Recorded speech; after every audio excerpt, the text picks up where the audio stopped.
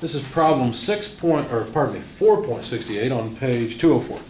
For the frame and loading shown, determine the reactions at C and D. So let's draw it, see what it looks like.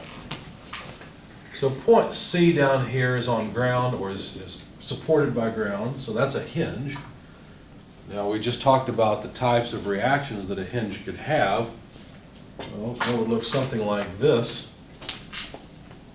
There could be force Cx and force Cy. Now notice I'm assuming a direction. Why did I assume those directions? Well, I like to assume positive directions for forces, so in accordance with the coordinate system. Okay, but that's not all there is to this. There is an external load of 150 pounds. That's not very good. 150 pounds applied at A. There's another pivot point here called B, where another link is connected. Looks similar, but not quite the same. And goes back to ground as well at point D. Now there's some geometry information. That spacing between C and D vertically is 1.5 feet. Similarly between D and B, that's 1.5 feet. Horizontally, the spacing is 3 foot between B and D. And I put my 150-pound load right in the way. This a bit, little cheat. There's another 3-foot dimension between A and B. So determine reactions at C and D. Well, what would the reactions look like? Well, at C, it's as I've shown you. There can be a horizontal and vertical component of the force. Same thing at D. So I'm going to assume dx like this, dy like that. Any other reactions that you see? I think that's it. I don't think there are any others. Notice that we're neglecting the weight of the links. And the question is, what are the forces here and here? Now, I've got a question for you. Is this static? Or is it a mechanism? A mechanism is something where you have links and the whole thing can move. Think about the arm on an old steam train. That's a mechanism. Technically, that door over there is a mechanism as well. It's a closed chain mechanism with the door closer back there. Will this move or not? Looks like it, yeah. How many people say yes, it'll move? How many people say no, it won't move? Okay, so we've got 2 that say yes, 2 that say no, the rest of you are unsure. Let me show you how to tell. Notice that this link, although bent, is a 2-force member. So whatever force acts on that link has to go through that line. Not only that, but from B to C is a member, and from C to D, ground is connected to ground. What do you see here? Triangle. Triangles don't move. Okay? So triangles that are pinned at their corners don't rotate. So this is rigid, that means this is rigid. It won't move. It might, the materials might deflect a little bit, but that's a topic for another course. Okay? So this is a static structure. How do you suggest that we proceed then? What should we do? We could make it complicated. We could take it apart and consider this piece by itself. We could consider the fact that the force at D has to lie along this line, and at B it has to lie along the same line. But that's overly complicated. Let me show you a simpler way to do it. What's the first thing we should always do? Free body diagram, because we don't know what force is sum until we know the free body diagram. Okay? We'll draw that in. What do you want to do today, Pinky? The same thing we do every day. No, what do you want to do today, Brain? The same thing we do every day, Pinky. Try to sum forces or draw a free body diagram instead of take over the world. All right, so let's just draw it. Not really worrying about the details. As far as I'm concerned, it pretty much just looks like that, doesn't it? So in our free body diagram, which I really have already drawn, we really just have this. How many unknowns do you see?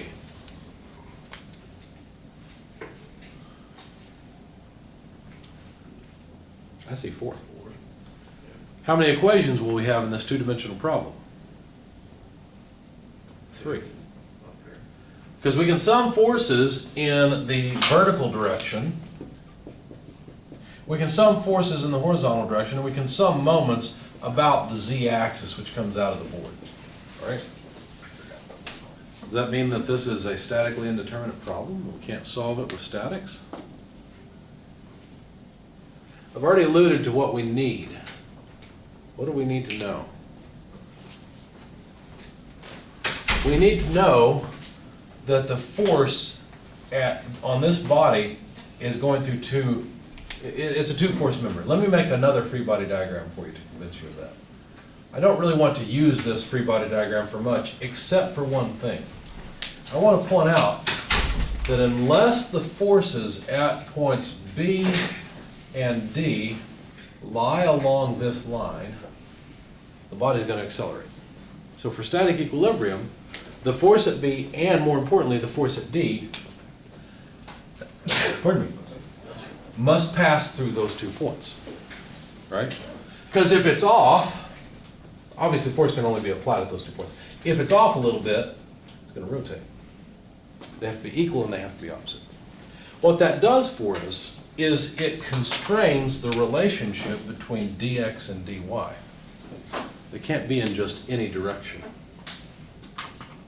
As a matter of fact, the geometry triangle, if I were to draw it a little bit more precisely than this, I shouldn't have drawn it. It looks like it's a 45-degree angle. If I drew that a little bit better, it looks something like, here's B. That was not writing very well. Let's try this here. There's B, here's D. The triangle I want to look at is this one. Okay.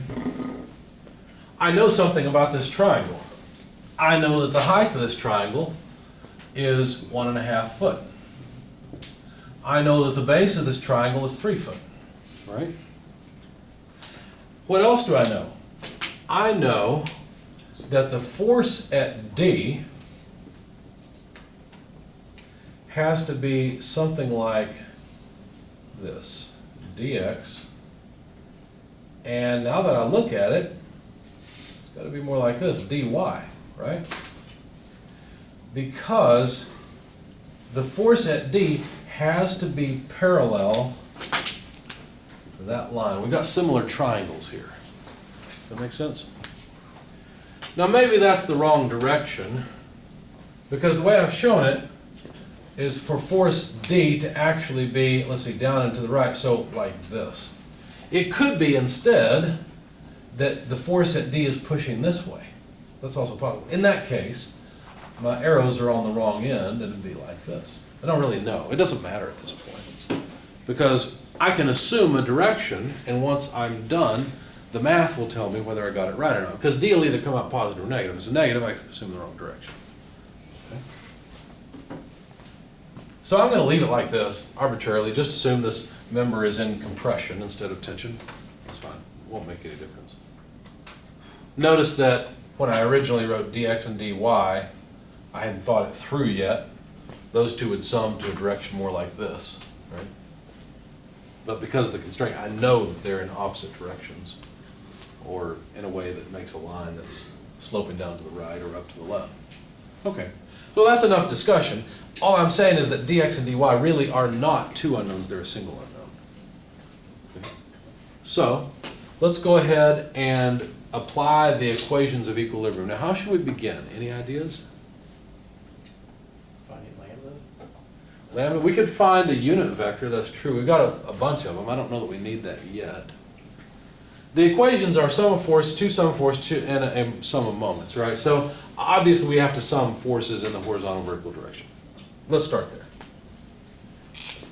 Let's see, I'll put that right in the way. Let's do this. Let's move this over here so that you don't forget it. Okay? And it's still parallel. All right, that gives me a little bit of space to work. I'm going to start by summing forces in the horizontal direction. What would I have? Well, let's see. looks like I've got nothing except for cx and dx. Now I've got to change my free body diagram because I've already decided to change the direction of dx just to make life a little bit easier. Right? If dy is up, dx is going to end up being to the left. If both dx and dy end up negative, I just know I chose the wrong direction. So summing forces in the horizontal direction, I'd have just cx minus dx. That's it. Right? If I sum forces in the vertical direction, well, the 150 acts down, so that's negative 150. I won't put the units in, we'll just work in pounds in our sum of force equations. And in the vertical direction, it looks like I've got plus cy and plus dy. Has to be 0. Okay. The last equation is a sum of moments. About what point should I sum moments? There's actually a good choice here. B. What's that? We're going to go against B. B? Yeah. If we sum moments about B, cy would go through it. We'd have cx, dy, dx, and the 150. I don't really like that one because that's one equation and 3 unknowns. If we sum moments about c, what happens? We'll have dx, dy, and the 150-pound force. However, what's nice about that is really it's just one unknown, right? There's a geometric relationship between dx and dy based on this, right? As a matter of fact, what is that relationship while we're thinking about it? What's the relationship between dx and dy? Well, these are similar triangles. What does that mean? That means dy over dx is equal to 1.5 over 3. Right? Just geometrically. Basically, that means that the magnitude of, let's see, dx is twice the magnitude of dy. Okay? That's a geometric constraint. Doesn't have much to do with statics, except for the fact that this is a two-force member. Okay? So if we sum moments, I would choose to sum moments about c, because c is legitimately 2 unknowns, whereas d, I've got a way to relate those two. Okay? So if we sum moments about c, we know we should get 0. What would we have to do? Well, let's see. We'd have 150 pounds times what moment arm? Well, what we really need is the perpendicular distance. If we draw the line of action of the force, we need the perpendicular distance to that line of action from the point about which we're summing moments. So we're summing moments about point C. The perpendicular distance to the line of action of the force is 3 foot. Now, that force, is it causing a counterclockwise or a clockwise rotation? Counterclockwise, isn't it? So that's positive. Okay. So let's see, that's 150 pounds multiplied by a moment arm of 3 foot. We're not done yet, because 0 does not equal 450. We have other forces to contend with. There's dy and dx. Now what we could do if we really wanted to torture ourselves is we could figure out the geometry here. We'd figure out the distance between c and the line of action of the force. It looks something like this. It'd be that distance is perpendicular. That sounds like a lot more geometry than I really want to mess with right now. Let me show you another way to do it. How about if I just think of dx and dy as separate things? I've got a relationship between the two. So if dx and dy are separate things, well, dy has a moment arm from C of 3 foot, doesn't it? Because look, I need the distance from C to the line of action of the force that I'm interested in. That's dy. So that's a 3 foot moment arm. dy is also causing a positive moment, so I have to say plus dy times 3 foot. But I'm not done, because dx also, now I've got to be careful here because I changed the direction of dx and forgot to do it up here. Okay, that's better. So dx acts at a distance of what? In other words, what's the distance between the line of action of the force and the point? What's this distance? Well, that's 1.5 feet, isn't it? And it's causing a positive moment. So plus dy times 1.5 foot. Now I see that I made a mistake somewhere, because there's no way that all of these are going to have a positive moment, right? Where did I make a mistake? It looks like I've got something positive equals 0. What did I do wrong? dy or dx be negative, right?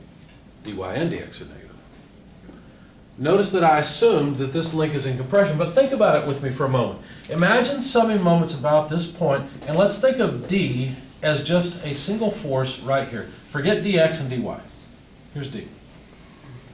If d is in that direction, both the 150-pound load and this are tending to cause a counterclockwise rotation. I assumed the wrong direction, so I will get a negative number for both dy and dx, and that's okay. There's nothing wrong with that. I also wrote dy both places, so it should have been dx in the second one, I'm sorry. So now we can solve it. It's pretty easy. Let's see. I guess the easiest way to do this is to substitute. So 150, well, let's just figure it out. 150 times 3 is 450. And of course, these are foot-pounds. I'll leave that on one side. On the other, I'll move everything else to the other side. So 3 dy, well, it'd be negative on the other side, minus 1.5 dx. But dx is 2 dy. So what would that be? Well, 2 times 1.5 is 3. We got negative 3 dy minus 3 more dy is negative 6 dy. So dy is the negative of 450 foot-pounds over 6. But this 6 has units, doesn't it? That 6 has units of feet. So dy is 450, well, negative 450 divided by 6. And those are pounds. Okay. So somebody plug that into your calculator. Tell me what you get. Negative 75. Negative 75, thank you. I should have been able to figure that out, but I wasn't thinking that way right now. So dy is actually in the other direction, like this, and is 75 pounds. Notice I didn't say negative 75 pounds because I pointed the arrow downward against the coordinate. Okay. How about dx? Well, that's easy. Dx is 2 times dy. And dy is just negative 75 pounds, so that's a negative 150 pounds. Therefore, whatever direction I assumed, I was wrong. And in fact, dx is 150 pounds to the right. Okay. Notice I didn't really assume that dx was in the positive direction. The fact that I got a negative number for dx just means I had the wrong direction for the arrow that I chose, that's all. I already took the directionality of dx into account in my equations. There it is right there, right? Now notice something else. From this equation, from the sum of force equation, we won't need this anymore. From the sum of force equation, it says that cx is just equal to dx. That means I've chosen the wrong direction for cx as well, right? As a matter of fact, cx is 150 pounds this way. Well, that makes sense. If dx is pulling that way with 150 pounds, we better pull that way with 150 pounds, otherwise the thing's going to accelerate to the right. Makes perfect sense. How about summing forces in the vertical direction? Well, we've got 2 ways to go. You might notice that there's 150 pounds down and 75 pounds down. It's pretty obvious. cy is going to be equal to 150 plus 75, or in other words, 225 pounds. But let's let the math tell us that. So if we go to the sum of force in the vertical direction equation, what does it tell us? Well, let's see. 150 equals cy plus dy, or better yet, I should have just said minus dy plus, move to the other side. So now cy is 150 minus dy. Well, dy is negative 75. Those are all pounds, and again, we get to 225 pounds. See that? So these are the reactions that appear at C and D as a result of that 150-pound force. It's kind of interesting. This is a way to actually increase force. What might you use this for? You might use it as a nutcracker, right? If you put the nut here instead of a joint, you can increase your leverage. Kind of interesting. Of course, you'd need something with a little bit different design than what we have here, but could work. Just a basic lever with a little bit of complication. What was the trick here? You probably knew how to sum forces in the vertical and horizontal and the summing moments, But the trick was realizing that this member is a two-force member. Students often see bent members like this, and they think, oh, well, what happens there? Because the whole thing, kind of like a wishbone, is going to start to bend a little bit, and what does that do? Nothing. Not in this class. Everything's rigid as far as we're concerned. When you get to strength of materials, I'll show you how to calculate the stress in the corner if you want to know it. But right now, that doesn't matter. It's a rigid member. We're assuming it doesn't fail. And so the force has to lie along a line of action between those two pins, because because of the nature of those pins, they can't support anything else. Any questions, comments?